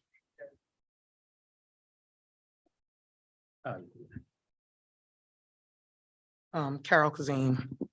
I just wanted to make a quick comment. And first and foremost, thank you all for sitting here amongst each other and allowing the public to come in as you guys talk about moving forward. As we look forward to, I don't want to really call it a detention center, but I'm going to say a center or facility of where we're trying to make sure that our kids are actually placed and receiving services. I'm not going to sit up here and tell you that I'm honestly happy about the fact that I feel like right now I've heard a lot speaking about the word of future, and about moving forward. The thing for me when we talk about future, because I've heard you speak a lot here now and talking about future community meetings, is the actual keyword for me, which I've heard Councilwoman Schaefer spoke on, is prevention. So for me, when I think about future, it's making sure we prevent kids from even going into these facilities that we're talking about. And that's the big thing for me. So we can beautify a building, we could put anything up there and put the kids in there. We don't have the quality resources and services that are actually making sure that the children are receiving what they're supposed to. You're just putting a bandage on it. Second, we must acknowledge that we went wrong. It doesn't matter who was sitting there before, who wasn't. The point of the matter is, coming from Chester City, I know Lima has been a long time coming. That is not something that anybody from Delaware County can tell you. There's no way you just sitting here acting like you didn't know what was going on in Lima. It didn't matter what your position was then. It didn't matter if you was attorney. Everybody knew what was going on. So what I'm asking here, requesting, especially, Chair, Councilman Madden, is that before we proceed with speeding up the fact that we're trying to put a facility in place, like Ms. Diaz has stated, that we can make sure that we put a plan in place, actually look into a model of what's going to actually help allowing the schools to be involved. I've seen too many kids come out, they drop out, they're being pushed into a grade, they're not actually getting the services they were supposed to be in there. That's a problem. Another thing I think should be added on there is case management and after tracking them when they come out. That's how you would know what is working and what is not. If you're not tracking them and knowing where they're at and what's going on, you can never be able to get your statistics on what's going on in their home and their household. And also remember too, the mindset of the children. Some of them are going to want to come back because of what they're running away from at home. That's why the tracking is very important. So I'm honestly disheartened the fact that we're speeding this up with no plan, but I'm honestly going to say that I hope, that you guys are really going to take the kids in a matter and really do what's right and what's best for them and put them as a priority, because that's what really matters here. That is where the future comes to, the children. So thank you. I have to go and get my children. And when you have the Chester, Upper Darby and, Darby and so forth, Middletown or whatever, the only thing I would suggest is that maybe not asking them about the name of a center because there's too many kids traumatized. So I don't know how that's really going to go as far as asking about a name, but just take into account, a lot of people have been traumatized. Thank you. And I'm sorry, I know my 3 minutes is up. The George W. Hill, if you guys can also look in the fact of the kids that are there. Yeah. We have kids that are there. What is that going to look like for once we put this in place? What's going on with the children that are there and what they're going to have to now come to? Well, That's they're another adjudicated issue. as adults. So Yes. it wouldn't be relevant, but Well, right, but George W. Hill, there's some that technically should not be in there. So, thank you, ma'am. but thank you.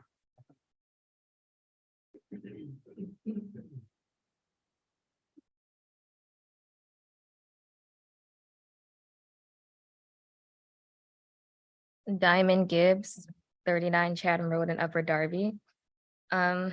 David Dawood Lee is a lifer and has been incarcerated since the beginning of his 20s. As of right now, he has served over 35 years. And I've known him only for a couple of months, but he's already had such a huge impact on me. So pertaining to his work in an essay that he wrote, I think it is in reference to this center and everything we talked about today. So a quote from an essay that he wrote called "What is Time to You?" Although those in power value money greatly, they value their lives more, but they do not value our lives in the same manner. In a culture which devalues the lives of people of color and the poor, we must understand how it is possible for our youth to undervalue their own time. I'm mentioning Dawood because we have to set up our youth to succeed, not to fail, especially our Black and brown youth, because even the ones that did not make a mistake, commit a crime, and simply were just in the wrong place at the wrong time, they are still the main targets in this carceral state and need to be given the opportunity to thrive. The money that is being heavily invested into this establishment should be going directly to low-income, poverty-driven communities and schools. We've seen how the system and how the DA's office punishes instead of ensuring people have the resources to get onto a better path. So how will this look when the facility opens? We can't focus on the future without addressing the past and resolving the issues that are still problematic and a threat to another group of children. So we have to acknowledge the fact and everything that happened in Lima, the results of Lima, and how it still is relevant to the facility now being renovated and possibly demolished and just reconstructed. So because I can look at board members who can make decisions like this when they are not qualified to, or either do not live in the most affected areas, do not come from or are a part of Black or brown or impoverished communities, I would like to know if there will be some thought and effort put into not only what programs will be available, but who will be running those programs so that our kids are not set up to fail and continue to transition from detention to prisons. Thank you.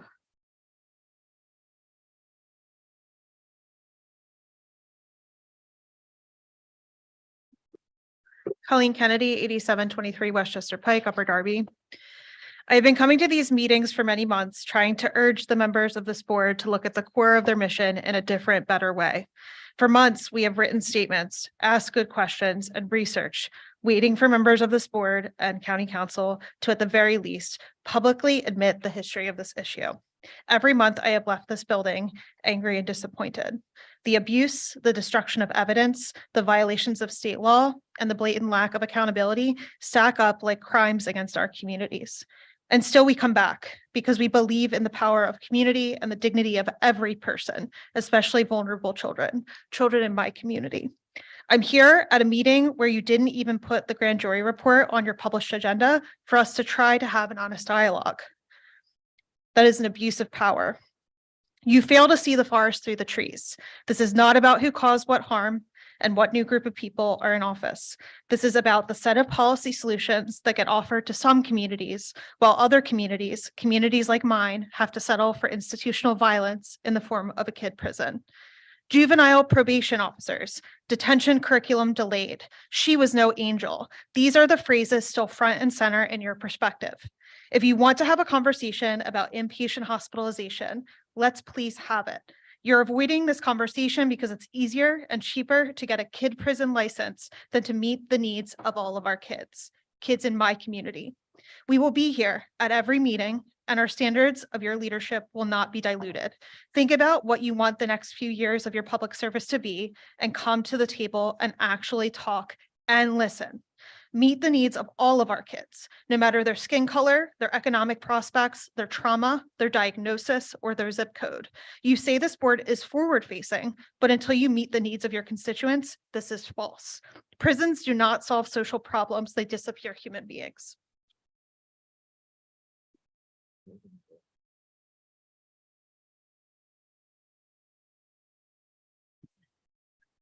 Ashley Dulcimore, 1151 Oakwood Drive. I just want to note that the blueprint that was approved, that was done so in violation of the Sunshine Act. Also need to address Kevin Madden's statement, "We are forward facing, the report is the past." That statement is not only insensitive to the very real trauma the victims have faced, but insinuates a desire for the public to move on, or better yet, for the public to call Harrisburg instead of voicing concerns here at the Juvenile Detention Board meeting, the same board that didn't even exist until after the detention center was shut down due to the abuse. Councilmember Madden, trauma does not live in the past for victims of repeated sexual, physical, and/or emotional abuse. Trauma follows you wherever you go, in the way you are able or unable to communicate with others, in the way you are able or unable to listen to yourself, in the way you are able or unable to feel safe with others, trust others, or have faith in others, in the way you feel in your own body. Trauma lives with you when you try to sleep at night, when you have to make a decision to start a new chapter, or act like you're fine in a room full of people when you can't escape the replay in your head of the horrible things you had to endure. Traumatic memories come to visit often and without warning. You could be enjoying time with family. You could be at work or out grocery shopping. You could be doing something you truly enjoy, and then a dark shadow washes over you, pulling you back to that very place where you were helpless and in very real danger. I implore you to take the time to educate yourself on how trauma can affect someone, especially children, for the rest of their lives, and to have more regard for the quality of the mental health of your constituents, especially those who aren't old enough to vote. It has been said that you can judge a society by how it treats its prisoners. If that is true, then perhaps even more telling is how society treats its detained juveniles, for they are not prisoners in the traditional sense.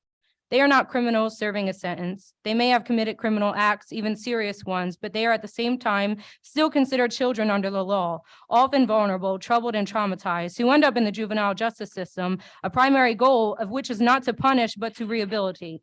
So if detained juveniles are treated like criminals, if they are assaulted without consequence, if those responsible for them treat them without dignity or respect, such treatment reflects poorly on the society that tolerates it. This was the introduction opening the grand jury report. The grand jury report read that despite the director's repeated budget requests for additional funding to update the facility's video surveillance system, the county never approved it. Had the facility had a better video surveillance system, one that aimed for 100% coverage of all public areas and recorded on all cameras, we have little doubt that the culture that pervaded the facility would have had to change, because detention staff could no longer get away with bad behavior toward the juvenile residents. But because DCJDC's antiquated surveillance system covered only about 50% of the facility and less than half of their 35 cameras were recording at any given time, much of the facility, including the residential halls, were in the camera system's blind spot. You can wrap up your comments. The grand jury report also stated that an intention was to shine a light on the abuse and neglect that defined the Delaware County Juvenile Detention Center for at least the past decade. I understand this current council has not been in place for the last 10 years. Preventing child abuse is not a partisan issue. Republicans failed to keep children safe, and in 2019, when Democrats made history by winning control of Delaware County, they also failed to keep children safe. Before Democrats were so fast to celebrate such a win, they should have prioritized cleaning up the abhorrent mess that the Republicans left us with. If you can I wrap say this this up. because I'm tired of the ego and pompous attitude of governing bodies of every party, the Ma'am, finger let's keep it to pointing where 3 you all minutes. are responsible. The suits and the slideshows and the carefully picked vocabulary mean nothing if you can't provide the most basic and low bar safety measures Ma'am, to there's a prevent the 3-minute most vulnerable of your communities whom you were elected to serve Thank you. from being abused. Thank you. Thank you. Mr. Chair, I think we have to follow the 3-minute rule, or else we're just gonna be going on and on. If we don't have rules for some and rules for others, it's not gonna work here. Noted. Good evening, everyone. My name is Chris Welsh. I'm the Director of the Office of the Public Defender. From September, and this is the first time I've been here, although I've been watching your work from afar. From September of 2020 to March 12th of 2021, my staff and I witnessed firsthand what was detailed in the Attorney General's 208-page report. First, and this is not in my comments today, or what I've written down, I think you should raise the facility. I think what everyone has said about the trauma, and from someone who's been there, just the visceral reaction I got to even looking at the plans. Second, I would ask members of this board to, again, I've watched most of the meetings, to, from this point forward, stop referring to what happened to kids in that facility as allegations. Stop using that word as if it's a word to say that nothing happened. We all know that something happened. And I would also try and refrain from lamenting the crisis that we're in because that facility is closed. That facility was the crisis. It's a stain on the collective moral conscience of this county, and it's a good thing that that facility is closed. And if you don't agree with that statement after reading this report, I would suggest that you step down from the board. State law requires Delaware County to have a facility where kids can be held if a judge determines that a child is a threat to public safety. But this board gets to decide what that means. Out of that tragedy, you have a unique opportunity to chart a new path forward, to find out what community programs are available, to find out where a facility should be located. How far should judge and probation officers come to work every day from where that facility actually exists? Can we stop sending kids to George W. Hill? Because the law does not require that kids are in an adult prison, even if they are charged by adults. How many kids are being detained because they actually need help, whether it's protection from abuse or homelessness? You have to look at what happened, what caused it, and how we can do better.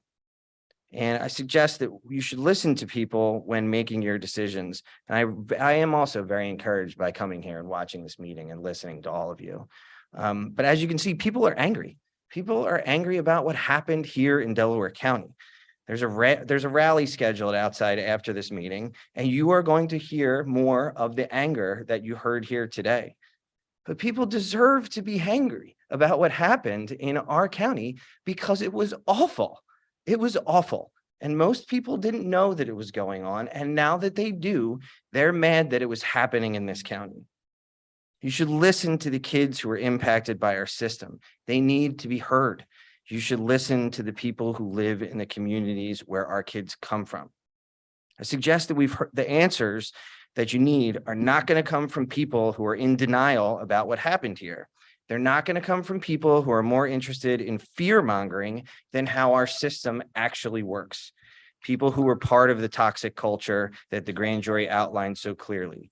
You should not be listening to people who knew about that culture, who should have known about it, or who were part of that culture. And the answers are not going to come from people who use the word allegations as if this never happened. We can wrap it up, sir. So the answers you also need are not going to come from people like me. They're not going to come from people wearing suits in the courthouse or in the government center and media. It's going to come from the kids, the parents, and the communities where these things happened. After this rally is over, bring people to the table. There's no single answer on how to move forward. There is no us and them. This is our community and our kids. There's just us. Thank you.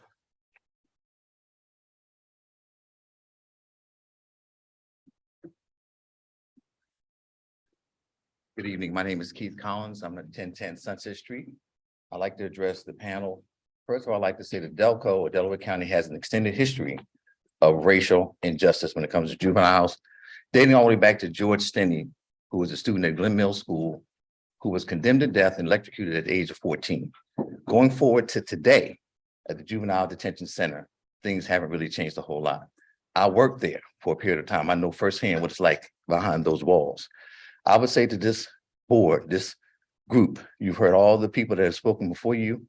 I would say if you're not going to allocate an equal or greater amount of funds for trauma-informed education, for preventative measures, then this idea must end today.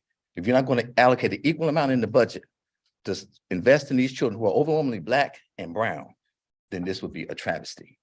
We have heard from the public, we've heard from officials, and I can say as a person who worked with youth for over 40 years, I've never seen anything like the way youth are treated in Delaware County. There is a multi-level judicial system. I've gone to court and I've seen white youth and Black youth. White youth have a diversionary program. They don't go into community service. They don't go into the detention center. They are allowed to continue on and continue to live their lives and become fruitful. Black children, on the other hand, are directed right into the system, community service, fines, classes, and or incarceration.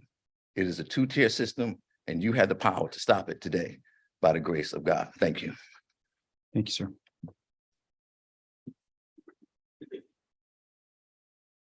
Any other public comments for this afternoon? Hearing none? Oh, sorry. And we have some more after we sit tight.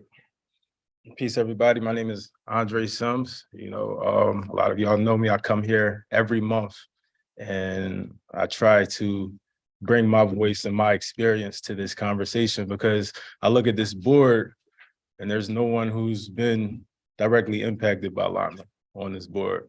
There's no young person who would be directly impacted on this board. There's nobody that I could see, who I see in these neighborhoods, you know, on this board.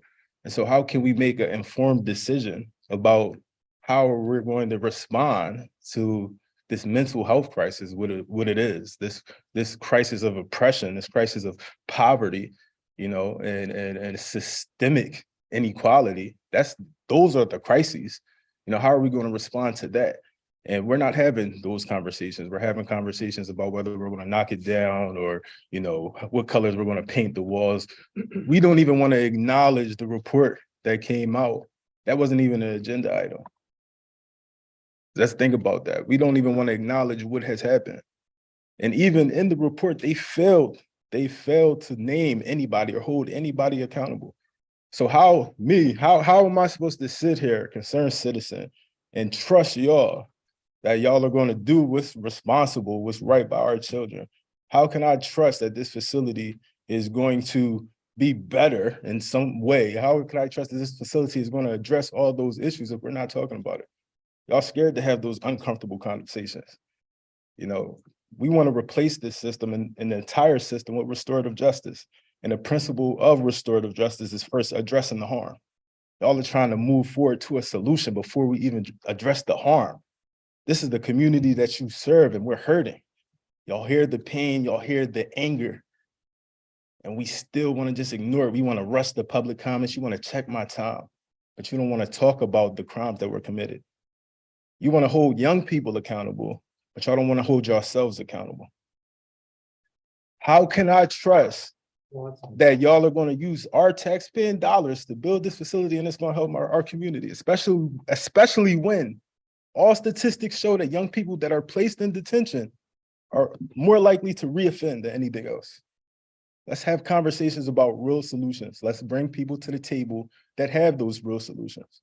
I've been running a programming in prisons, outside of prisons.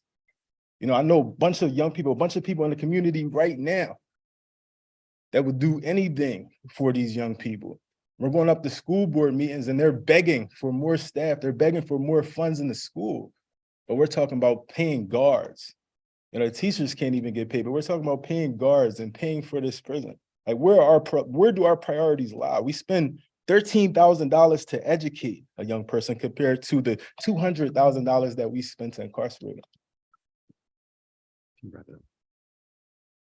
So we are having a rally outside after this, and I will encourage all of you to come hear out what your community have to say. Don't just run out of here and go and, you know, enjoy the comfort of your homes, because this facility is going to put people away from their homes. We're taking people outside of this community.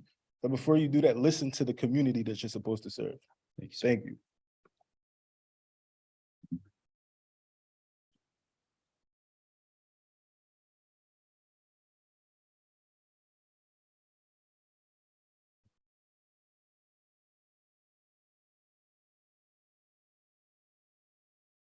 Hi, I'm Amara.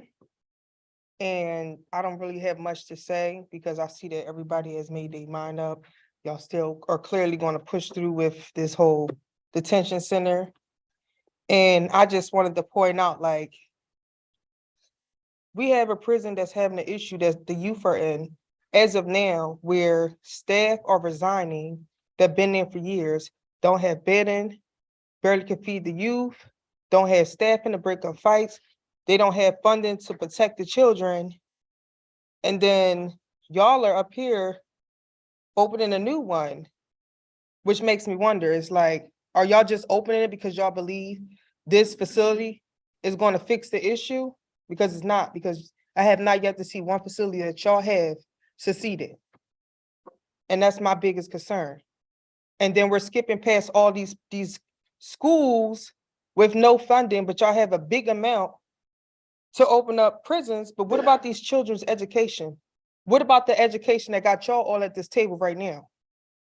Y'all educated, I'm sure you are. But why did the new generation don't deserve that? What about big brother programs, tutoring, youth programs, education? after school programs, sports. We don't have that no more, but y'all had that. But y'all way of fixing the error is opening a detention center, quote unquote, thinking that this is going to y'all putting a Band-Aid on a wound that's not going to heal. Because if any of y'all kids was in these facilities, y'all would lose your mind. Any of y'all kids on the news for doing something bad, y'all will fix it. And what I mean by fixing it, Band-Aiding it. And assuming that that's going to fix y'all kids' situation. Because y'all not going to let them go in these facilities. I already know that.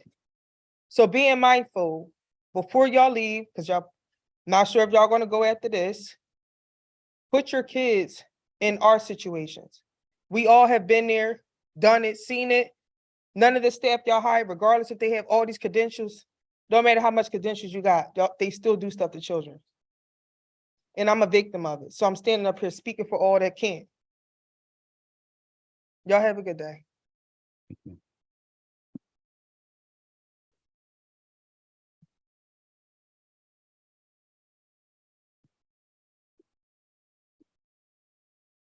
Good evening. My name is Dana Lomax Williams.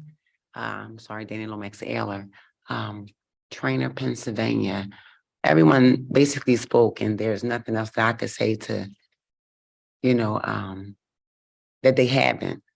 What I would like you to consider is alternative measures. Have anybody ever just thought about alternative measures versus prison? Because that's what that is, confinement. Have any of you have ever been directly impacted? Probably not. So it's easier for you, right, to have our children, our future locked up. That's okay with you. No, you're perpetuating the violence is what you're doing. And you're setting them up to fail is what you're doing. You have children, I'm sure grandchildren. Put yourself in the situation of the community that you're supposed to be a part of. And you're not appearing to be that way at all. Thank you.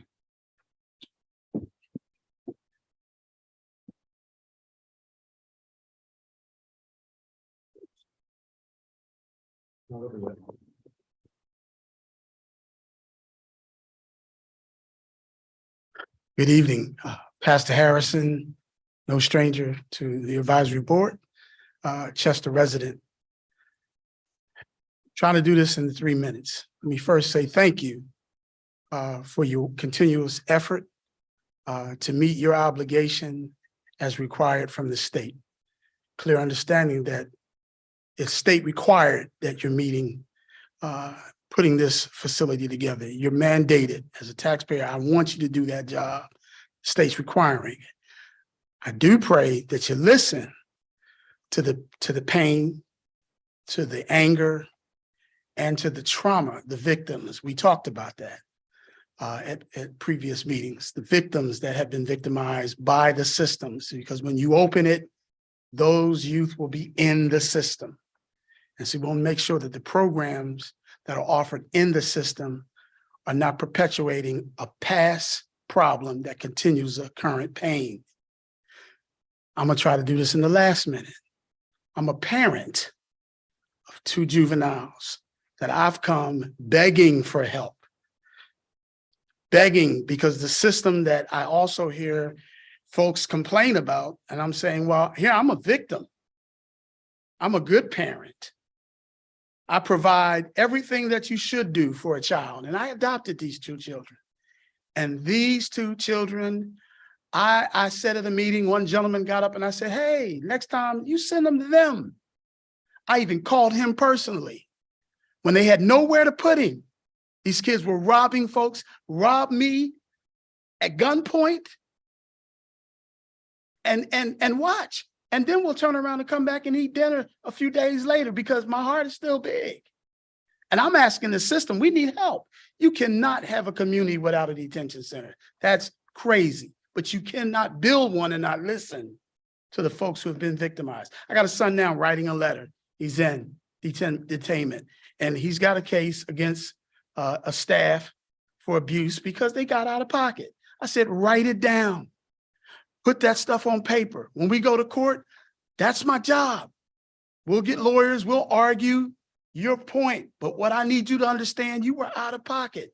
You cannot not build a detention center. That's crazy. Now, all this energy and this campaigning outside, I pray they go to our local city councils. They come to the county council meetings, because what bothers me is when you get that kind of energy, the leadership has no clue where to aim the target, put the target on the right place where the funding comes from. We're down here fighting here. We should be fighting at other municipality branches of government. We should be at the mayor's office, city councils, county councils, and I apologize, I'm over time, but take this energy, don't leave it outside tonight. Let's go to the county councils, let's vote other people in. You're fighting at the wrong, they're doing their job. Thank you for this opportunity. Thank you, sir.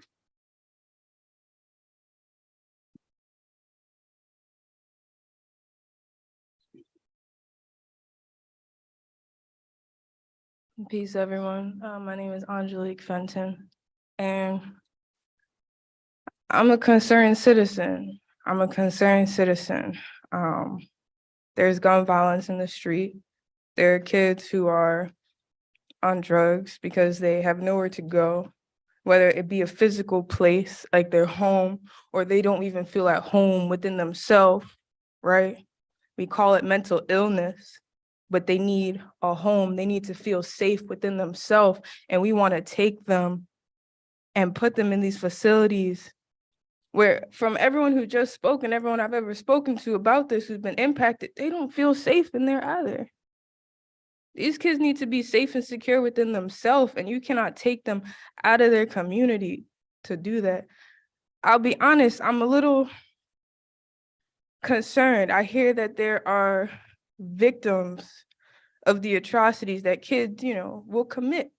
These youth who have committed a crime, who have done something that has been against the law, they are victims of these. Those people need to be honored. Restorative justice honors that. You take a kid, you bring them to court, and now you send them to jail. That victim has not gotten any services. That victim has not healed from what has happened.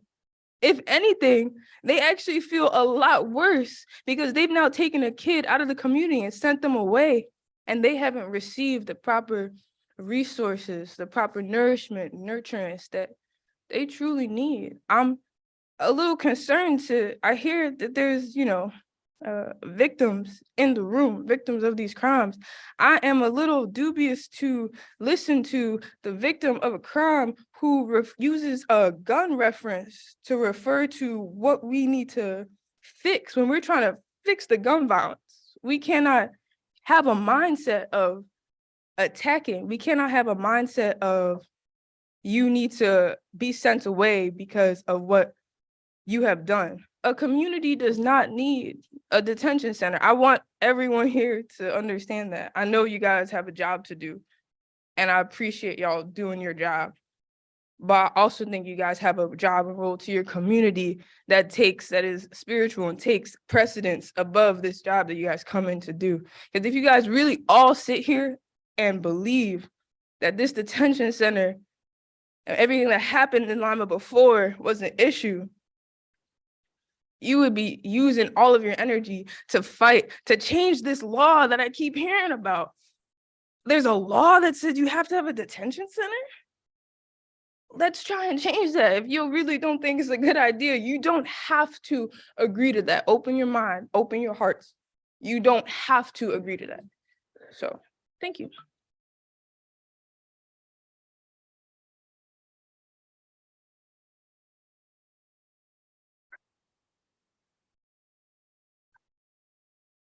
Hi, I'm Echo Alford, Boothwyn resident, member of the Party for Socialism and Liberation. We don't need to have a juvenile detention facility. Less than 5% of the less than 5% of the world's population lives in the US. Over 25% of the imprisoned people in the world are in the US. That is disgusting. That is a human rights issue. And we are perpetuating that here in our juvenile system. When we incarcerate children, we're telling them there is something so fundamentally wrong with you that you need to be separated from society. But we're failing those children every day and creating the conditions that allow them to come to be in those positions in the first place. It's sick. It's a sick system. Once these children go into the system, like others have said, they don't come out. You're creating a pipeline of lifelong prisoners, damaged, broken families, and hurt societies. And we can do better than that. There is a restorative method that we can use to heal our youth instead of imprisoning them, instead of throwing them away. I have a 15-year-old child. I have been seeking mental health services for my child for over a year. I cannot get my child an appointment to see a therapist. But if he committed a crime, I bet you he would be in jail within a month. What is wrong with that picture? That's disgusting. That is shameful. We don't need that. We can do better. You need to do better. There is no reason that we need that many beds for a correctional facility for children. Get them services. Stop the poverty in our communities. Do better on education. And I do go to the county council meetings and the township council meetings, and I protest and I show up on every single one of these issues, from economic justice to environmental justice to prison reform. We're fighting and we're not seeing the changes that we need, and it has to stop. And we won't stop showing up and putting pressure on you guys to do something right until it happens. Thank you.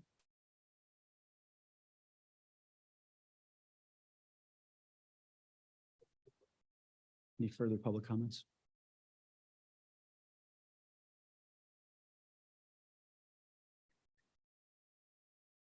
Kyle McIntyre. I don't know. Do we say our address? Please. Yeah, 1040 Drexel Ave. I don't have much to say. I will just say it is very disappointing to hear the perspective of Mr. Madden. It's unfortunate, and I may respectfully say arrogantly believe that you can focus on the future without wholly embracing everything that has happened in the past. There's a foundation of distrust between the community and this board, and a lot of it has to come with the language that you use every single day. And we assume that that language is based on your attitude. There's a lot of distrust because you arrogantly believe that the past is over and that there's not a responsibility to wholesalely upend everything in this system. You want to build a new facility? I guarantee you it'll be no different. It'll be no different because, well, that's the future. So I guess it's a future problem. Side note, as someone who is LGBTQ, let me be clear. I know this was said earlier in the presentation. Please don't use LGBTQ community members as a token of progress to distract from the lack of trust that you've built with the community. It was wholly insulting. Wholly. And finally, I will say this. If there are to be a speaking tour and town halls, it does not start in Middletown. Nothing in this system starts in Middletown, especially when a majority of the kids that are going to be in these facilities are not coming from Middletown. Start in the communities where this is actually going to rip apart families. That's the least you can do. Dear God, where's the perspectives at on this board? That should have been an easy win.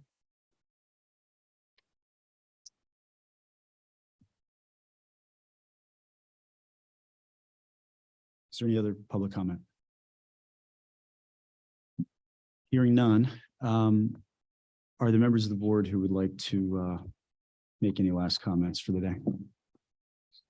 Yeah, I'd just like to say, we talk a lot about victims today, and, we do feel sorry for those victims that have been abused at the facility, but let's not forget the victims that these juveniles have caused.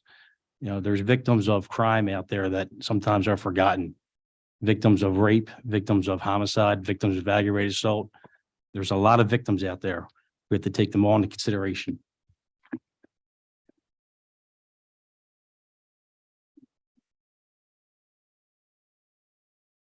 Any other comments from board members? Make a motion to adjourn. Before we do, I'd like to say something. I have to express a degree of frustration Because we've heard a lot about you need to listen, you need to listen. And I have to say, I don't feel like this board had, what we spoke about for nearly 2 hours has been fully listened to. I think there's been some selective listening. Anyone who comes away from this hearing that this board is looking to build a kid jail is really not listening to us. Every one of us is a volunteer. We have volunteered our time toward public service. We didn't need to. We could have stayed on the sidelines. We have gotten involved because we do care about this. It's easy to stay on the sidelines and throw daggers. And I understand that they are well-intentioned ones. I really appreciate the comments that I've heard tonight. I do. I get where they're coming from. But I have to express some, again, I'm going to use the word frustration, that they're being directed at people who have given of their time to try to build a future that does not get anchored to the past. I'm not going to rehash everything I said earlier because it just doesn't sound like it's being heard. But the idea that this board is not listening, the idea that we're having a listening tour that consists of Middletown is just not at all accurate. It doesn't start there. It doesn't finish there. We talked about Middletown as being, it was recommended, given the fact that that's where this facility would exist, in order to expedite the process for zoning and having community input there as a reasonable point to address something that's closer to the western side of the county. But the idea that that's where we're doing our listening tour is ironic, because you clearly did not listen to where we are doing our listening tour. So again, I'm not going to rehash what I said earlier, but I do wish that there is a true listening that occurs with folks who are coming here and expressing their founded concern about this topic and who have been directly impacted. But I'd like that listening happen both ways. So can I just add one additional thing? Reverend. And so I hear, and for those who don't know me, yes, I live in the city of Chester. I deal with the issues in the Chester Upland School District.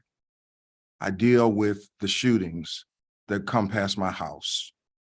I have a church that deals and buries the young men and young women that are 12, 13, 14, 15 years old. I do that every day of my life. So I'm not asking for any sympathy or empathy from anyone whatsoever. Here's what I'm asking though. I've heard and please don't leave because I need you. I need you and I need you.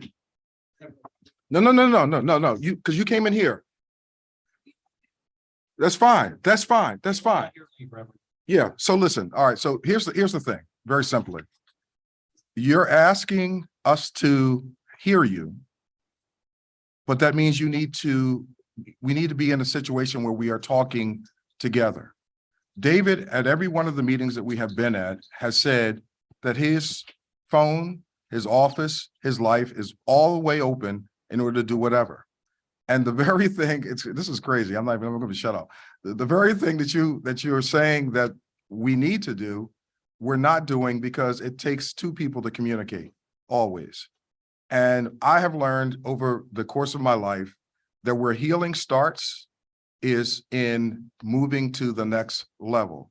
You will never be healed if you still consider yourself to be a victim of whatever you're going through.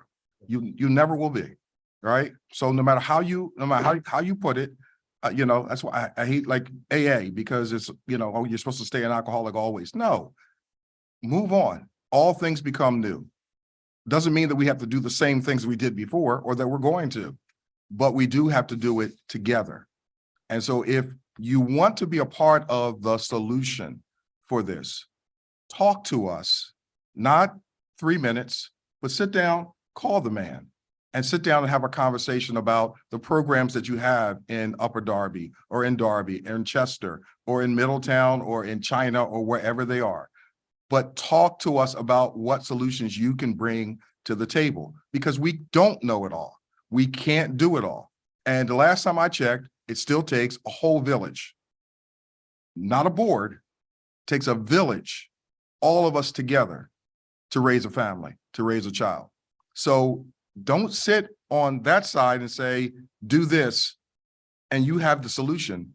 Bring the solution to the table. If I don't do anything when you bring me the solution, if we don't have that conversation, then you can say something to me. But until then, until you have a conversation with him, this is not working. I need you, if we're going to be here every month, I need you to come with solutions. I need you to talk to David beforehand with solutions. I need to figure out how we're going to do this. We can't change the education. We can't do all the things. I'm ready to preach. I'm not going to stop. All these things will not happen until all of our communities come together and begin to work together to make this happen. So it is not about this board. It's about how badly do you want to see change in your community? Because if for those you, and you can say to those out in the rally, for those of you who have programs and those programs are not being implemented right now in the community, shame on you. And if you haven't brought those programs to us to say, can you help support us? Or here's what we're doing, then shame on you. And additionally, shame on us if we don't listen to you and what you're saying. So it goes both ways. All right, it goes both ways. Have a Merry Christmas, please. Any other board member comments? Sorry, ma'am, you're not a board member. Our email addresses, our phone numbers are publicly available. To further on the Reverend's point, we are here to listen. It's not limited to 3 minutes at a public meeting. Ma'am,